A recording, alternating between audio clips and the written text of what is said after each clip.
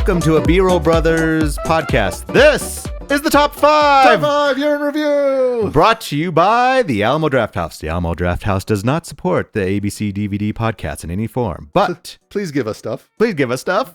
We love you so much. We should say that most of these movies were seen in the theater. Most of them were because we have the Alamo Pass. Yeah, the season pass. But, if you're tired of our normal ABCD DVD podcast of talking about older movies, maybe you want to know how we feel about modern films. That's true. We watch those too. Yeah, so this is all the films that we saw in 2022 and our top 5 and bottom 5. Mm-hmm. So without, any...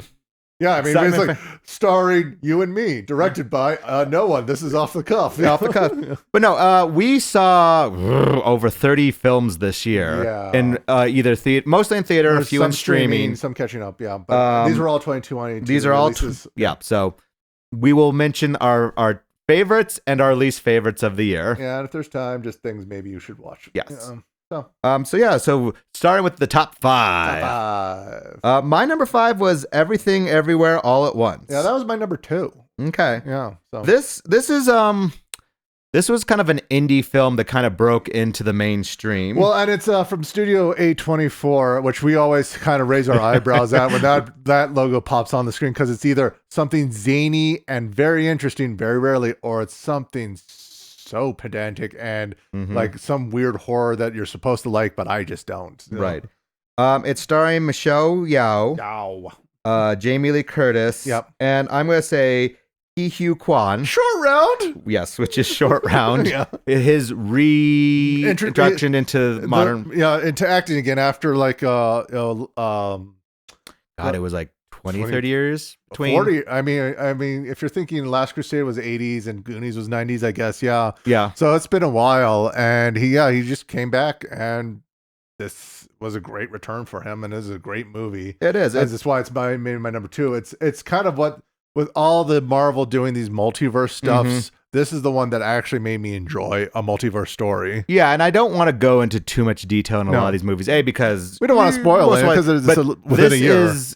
Yeah, it's a multiverse story of a woman who gets swept up in this kind of sci-fi craziness of what could have been in other universes. Like, what could have been, and you're our only hope. And she's like, I'm just a mother and an owner of a laundromat. I mean, what am I doing? It's like, but with these multiverse memories, can become this hero of the universe, sci-fi and universe. So. That was not number 5. It was Josh's number 2. So, Joshy, not that I didn't like it. No. But, this is a good movie to check out. And I guess this is as a good enough time as, like, I know there are things on my list that would be quote unquote better films, more Oscar worthy films, whatever. Roll my eyes. I kind of wrote it down of, hey, these are the ones that I enjoyed the most, kind of had, and at the time. Stuck with us. And you know what? It could change tomorrow. My numbers could change. So, as of right now, this is like, if you held both DVDs up, it's like, which one do I want to watch? Right. So if you take this list as, well, maybe I'll check those out because the guys liked it. Yeah. My number 5 was The Menu. Which is my number 4. Which that's very helpful for yes. our talk right now. This very recently, Ray Fiennes and I want to say Margot Robbie, but it's not Margot Robbie. But that's just teasing you. Anya Taylor-Joy. Yeah, who was, you might have recognized her in The Queen's Gambit or One Night in Soho. This is, I guess, a thriller, maybe a horror film. Yeah, it's a hard one to pin down. But it's also funny. It's also another A24. So the fact that we have 2 A24, I mean, they did something right this year because... Yeah. God, we usually I hate their horror films so much. Yeah. But when they have something that's tongue in cheek, it's like a breath of fresh air, because it's something new. It's not like another slasher, or it's not like a sequel to something or a remake. It's something new, and this is something new, and I enjoyed it so much. And if you saw the previews for it, it's a high-end, the highest end restaurant that only caters to the most rich. And Ray Fiennes is a chef who has obviously gone off the deep end. Yeah.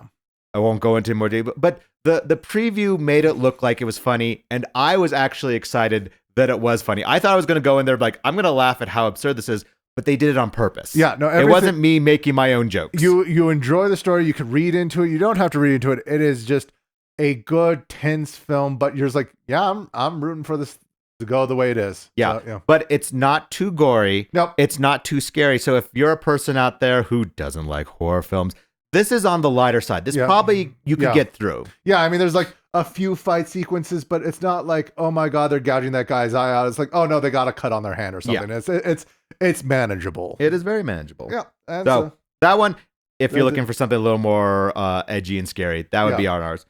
My number 3 is Bullet Train. That's my number 1. Number 1. Yeah. So I might let you speak a little bit more about why you love it. I don't know why. I mean, I think I walked out of the theater after seeing this just joyously smiling. Yes. It is like Snatch or Lock, Stock, and Two Smoking Barrels. Mm-hmm. It is this fun movie of an assassin who is so unlucky that he somehow stumbles into successfully doing his assassinations. And then a train full of assassins trying to get this one MacGuffin, and how their stories interconnect and interweave. And it is funny. The action works. The story works. I just had so much fun. It stars Brad Pitt. It has, it has a lot of actors. A lot of actors in it, but the main one's Brad Pitt. And I just walked out with a smile. And it is like, your cheeseball action, but clever enough to keep your attention. And it has really good humor. It has really good flashbacks. Yeah. And like I said, the action works. Yeah.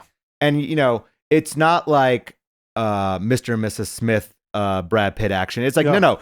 It's funny because he is so bad at what he's doing. Yeah. But he's always ending up on top. Yeah. It's kind of like Deadpool level humor and action. It is just great. And I would highly suggest it. I think it's on Netflix or something. I believe so. It's on one of the streamings now because it was earlier this year. Well, and one thing I enjoy about it, because it's going to tie into another movie we watched this year, is there's a lot of Easter eggs and love letters to another movie called Lost City. Which is my number 3. Which is one of my honorable mentions, which is, we can segue right into that because, it's your number 3. Yeah, I mean, we're jumping over my 4, but we'll get to that because I think it's higher on your list. Of Lost City, I debated about putting it on my top 5, but all the other ones is like, though I do enjoy this one. It was new. It was funny. It didn't take itself too seriously, but it's serious enough that I got it. I kind of put it along the lines of the Dwayne Johnson movie, The Rundown, because like it's action, it's comedy, it's fun. It's not taking itself too seriously. It's starring Sandra Bullock and Channing Tatum, and the bad guy's Daniel Radcliffe, and they lean into all the things that you would expect out of these guys being together. And it's just like that. Oh, a romance Harley Quinn novelist has been kidnapped, and to go find a lost ancient city. It's like, yeah, I'm on board. This is hilarious and stupid, and you know what? It works for me. Channing Tatum is her cover model. Yeah, and he goes to save Fabio, her. basically. Yeah. And it's absurd, but it works. It worked. I thought I was going to walk in and this is going to be stupid, but it was the right kind of stupid. Yeah. And I was so happy that I had seen it. And it was like, out of the year's movies, it made it. Yeah, Bullet Train and this go hand in hand on the level of it will make you happy. That you watched it. Yes. Yeah. And I'm going to say, like, Daniel Radcliffe in a humorous role really works. I'm happy he is breaking out of his Harry Potter-ness. Because, we saw another movie of his Weird this year. The Weird Al movie. And he was great in that too. Just, that wasn't good enough for, the top 5, but I quite enjoyed him in it. Yeah. But my number 4, which I think is higher on your list, is Death on the Nile. Yes, that's my number 2. Okay.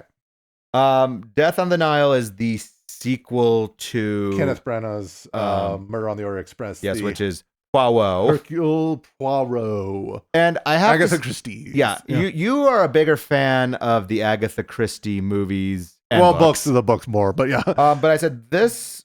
I mean, it probably is. I like the cinematography when they make of this kind of Victorian era industrialized, pre-World War II. Yeah. So, I mean, the reason I don't know why I put it on the lower list. I mean, maybe because I so enjoyed Murder on the Orient Express when I expected that one to be awful. It was one of those, I thought you were going to be bad, and I was a little upset that you actually turned out to be really good. Schadenbedow, the German phrase that I don't know is actually real or not. But I think it's Scheißenbedauer.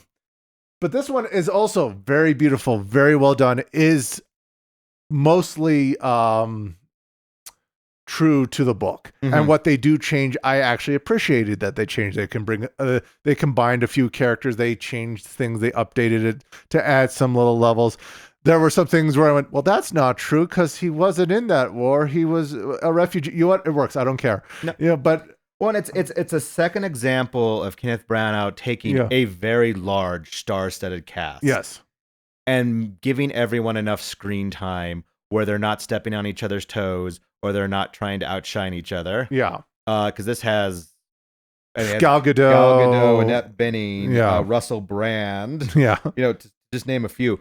It's like they all work in the roles that they were assigned. And they're all puzzle pieces that work together. Yeah. And it's I mean, since I have not read the the books, and I'm actually really bad at guessing who does. I'm like, oh, maybe it was him. Oh, maybe it was her. Yeah, and so I'm having fun all the way to the end. It is, it's a murder mystery. And it's great. Let's see. I think we've touched all on my 5. So. So we're going to my number 1. Yeah. So my number 1 is Glass Onion. Another murder mystery. Another murder mystery. This one barely made it for me. It was like I was debating about the menu and the Glass Onion. So this is Rian Johnson's second murder mystery. If you watched Knives Out, this is the second one with Benoit Blanc. Another star-studded cast that I think works really well. Yeah. It's another mystery on an island of whodunit. Yeah. Not probably as well done as the first one, but I did enjoy how they kind of turned the murder mystery on its head a little bit. Well, I mean, and I've kind of described that as like you can have this is very similar to Agatha Christie writing, where it's like you can have a Hercule Poirot murder mystery that is dense and very intense, like Murder on the Orient Express, and then there's like a short story where he won't leave his apartment and his friend Hastings has to go get all the information. This is more of the lighthearted one, where it's like, this is funnier, this is sunnier, this is just going to be an enjoyable mystery that you're just like, I'm glad I watched it. No, and I do really like Rian Johnson's humor. Yeah. I like how he uses his characters. I think this was going to be in my top 5 unless it was an absolute stinker, because I heard he was making a second one. I absolutely adore Knives Out. I was super excited that this was coming out. I was sad that I couldn't actually watch it in the theaters because it was only out for 1 week and I had to wait for it to come out on Netflix. Yeah, because it sold out rather quickly at the theaters that we could have gone to, and and hopefully with that success, there's talks of a third one, and I look forward to another Benoit Blanc mystery. Daniel Craig and Rian Johnson have created a really fun detective character. As an honorable mention, since we're just on a murder mystery run, one of my honorable mentions of if you catch it is See How They Run. This was, if you're a heavier Agatha Christie fanboy, you can watch this British murder mystery starring Adrian Brody and I know he was in the Moon and things like that. But it delves. It's basically like a honorable sequel to Mousetrap. That's why it's called See How They Run. But it's a little bit slower, not as fun, but it's still an enjoyable movie. No, it was fun. Sam Rockwell's the main detective in that movie. So yeah. No, yes. So, it was a good year for murder mysteries. It was very good year for murder mysteries. Do you have any other honorable mentions? I have a lot of. I have like lists of things like horror for Nope.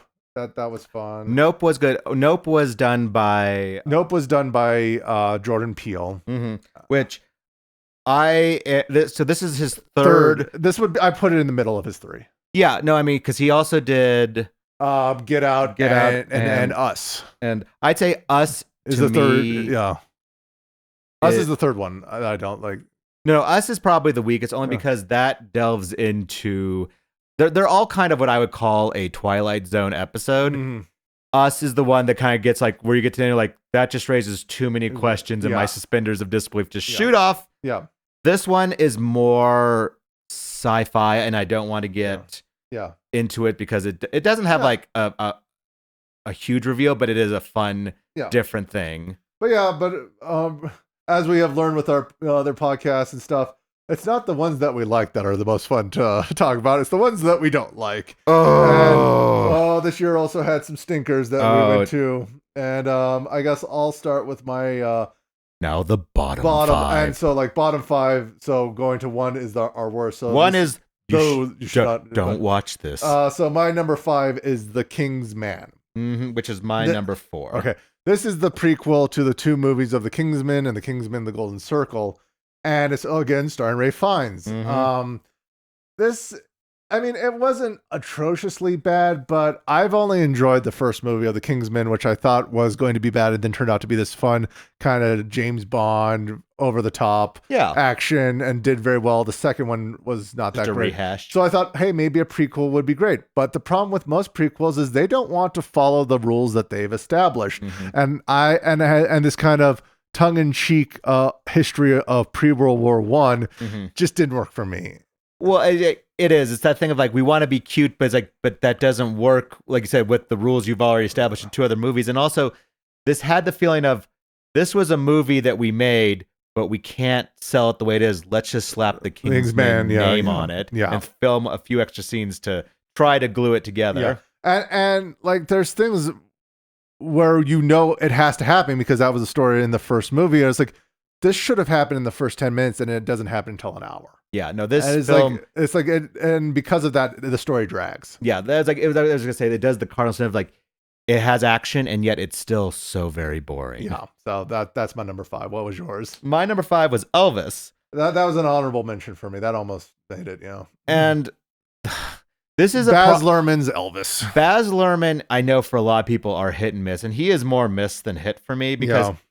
Not that I'm going to criticize a director for being outlandish on things like either a book or a real historical event. It's like, this movie started out fun, like a lot of Baz Luhrmann's, but then it gets bogged down. It does. And it is long to where, I hate to say, by a point I'm like, would you just kill the king already because I want to leave? Yeah, no, we were looking at our watches. We were hoping.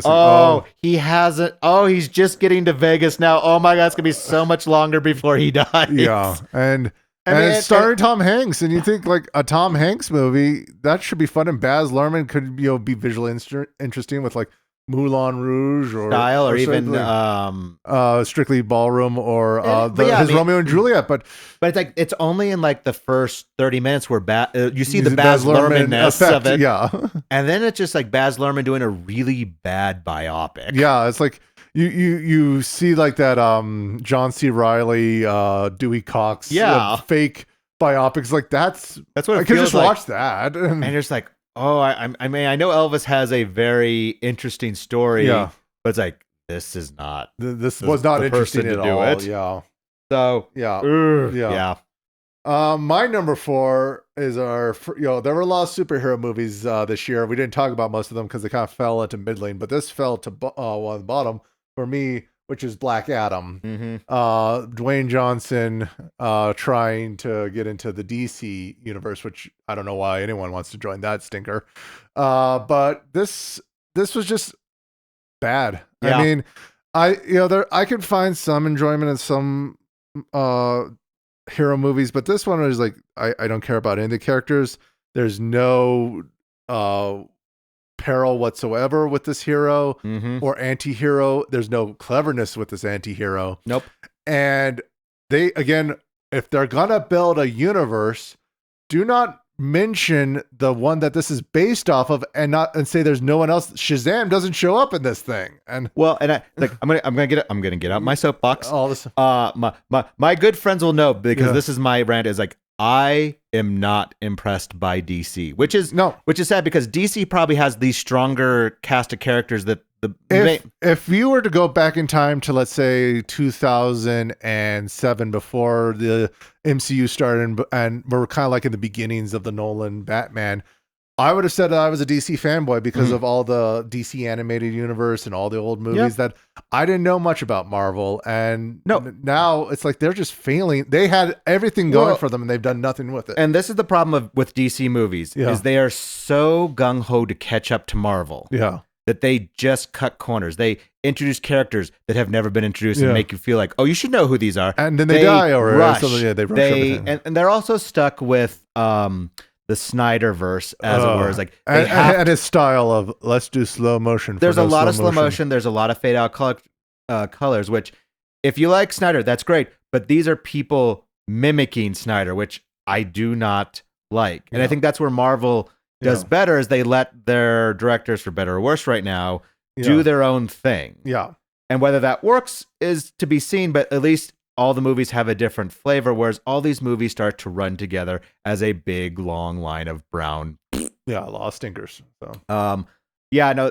I'm always questioning, why would you get someone as charismatic as The Rock? Yeah. Which we've seen in other films. Yeah. Whether, you like Jumanji or The Rundown or Moana, it's like, but he does sell himself as a charismatic hero. Action hero, yeah. In this one, they do not let him go above a grimace. Yeah, a growl and it's like, and it does drag and it's work. Bad, and you don't care about the villain, you don't care about the hero. You don't care about it. I mean, nothing works. There is one sequence where he's beating up an entire army. It's like, well, that was fine. Yeah, it's not the coolest thing, but it's fine. Yeah. So for my number 3, also kind of in the quotey fingers hero genre, also a stinker, is Morbius. Yeah, this is so bad it made my number 2. Yeah, it's a number 2 movie, and you have a poop joke. I had a poop joke. This, I had to say, is a very impressive bait and switch by Sony. Oh, I mean, it was like, there's a lawsuit out right now against a movie called Tomorrow for being a bait and switch movie. This is the one that should have gotten the lawsuit. They did such a good bait and switch to make you feel like this was a Marvel MCU movie. Yeah, it is totally not. This is just one of those things that Sony owns a lot of the Spider-Man franchise, and this just happens to be in their portfolio. Yeah. And they made a Jared Leto vampire-esque movie. Another anti-hero. Yeah. And it just does not work. And at all. And, like Matt Smith from Doctor Who's in it, and he's not good in it. And it's weird to point. Like, I mean, because Jared Leto is a weird guy. Yeah, no, he's a method actor that I have questions about. Yes, and it's like, I'm not saying he's bad, but it's like, this story is a nothing burger. These there's nothing for an audience member to grasp onto, and it's got 90s graphics. It's like a Schumacher Batman. I mean, this fits in that time period of, we just have a property we want to put, let's make it. No one cares. Well, and I think seeing this makes me angry because, like, someone could have given this amount of money to a Blade film. Yeah. And it would have been 300 times better. Yeah. I'm just saying, if we need to have a vampire from the Marvel... And they're talking about a Blade film, but it's like, and we've seen at least 2 good Blade films and one weird one. Yeah. But it was just... I almost walked out of the theater. I've only done, I think, it once or twice in my life. Mm-hmm.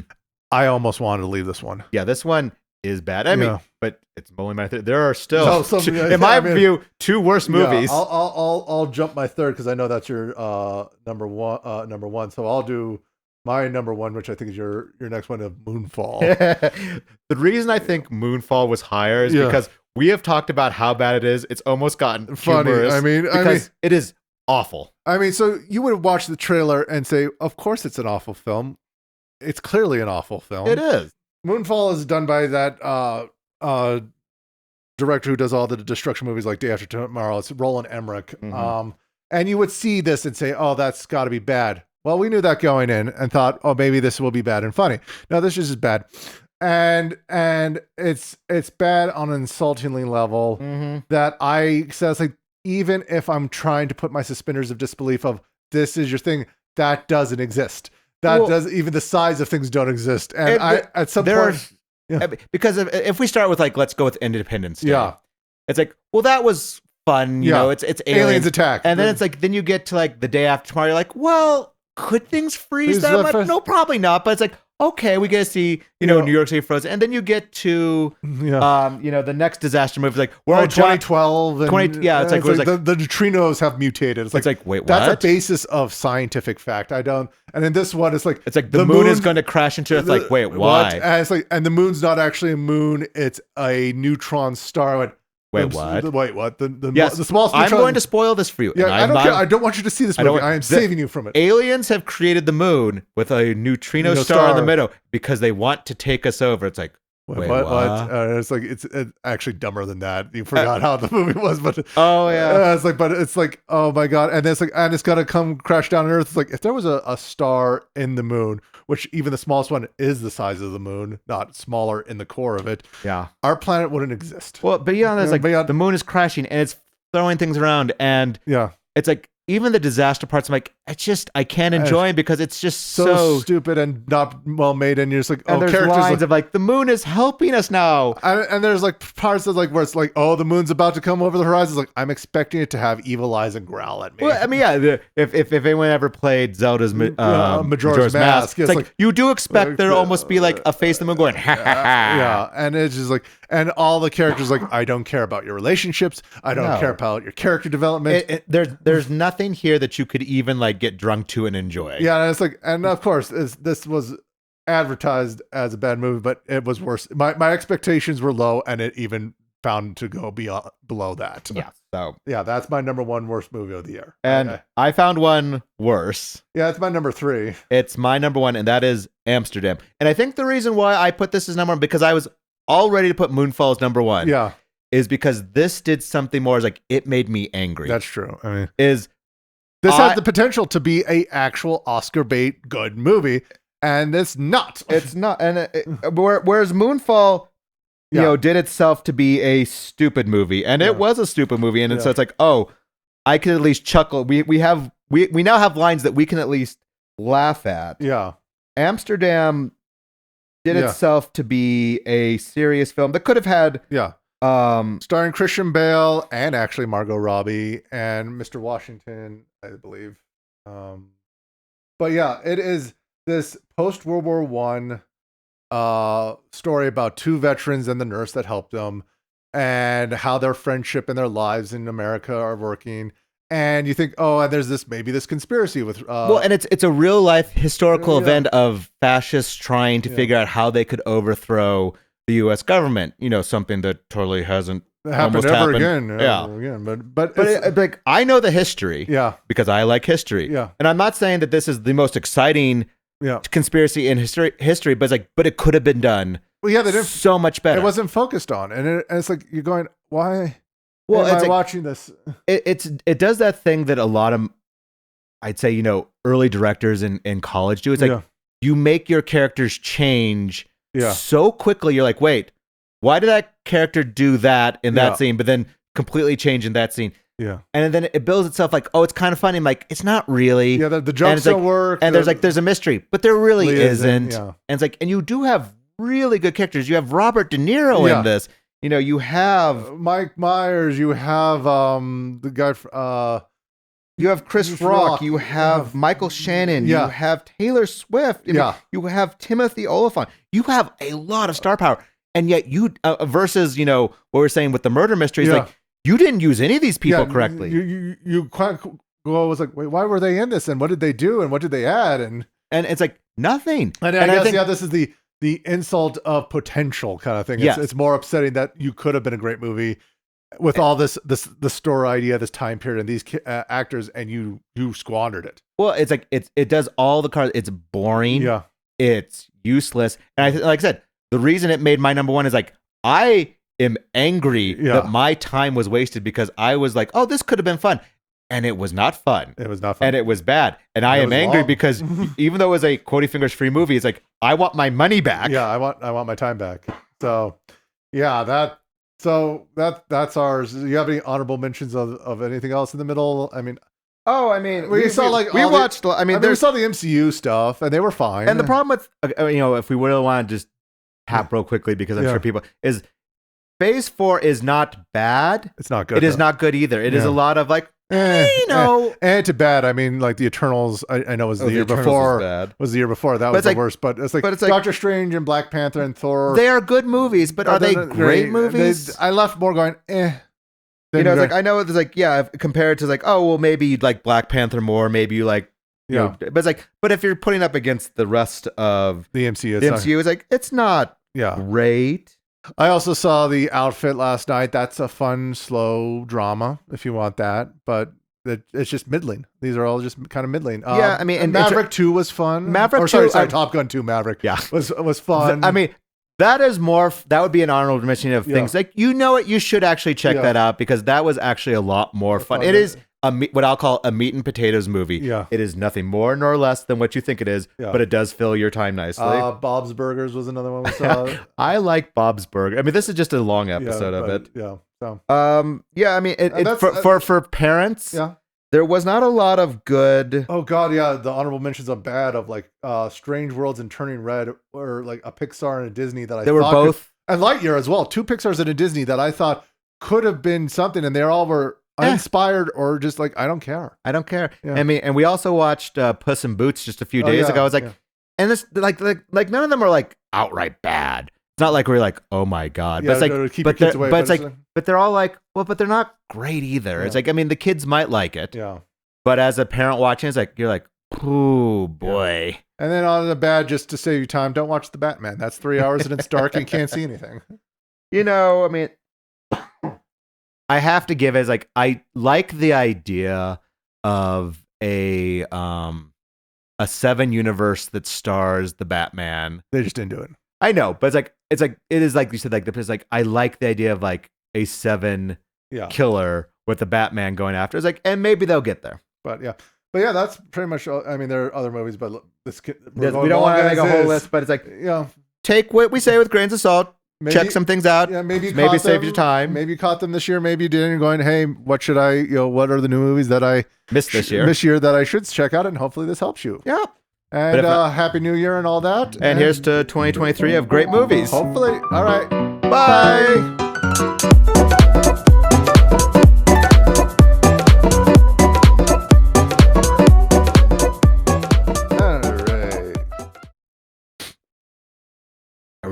How do you want to do this? What do you mean?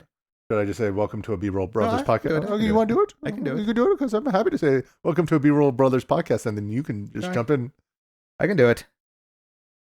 Unless you really want to. No. I didn't have anything written down. Oh, okay. I'm going to put my pen away, otherwise I'm going to click it. Board. Click, click, click, click, click, click. It's going to be like Bond. You're going to click twice, click once, click twice, and blow up. Yep.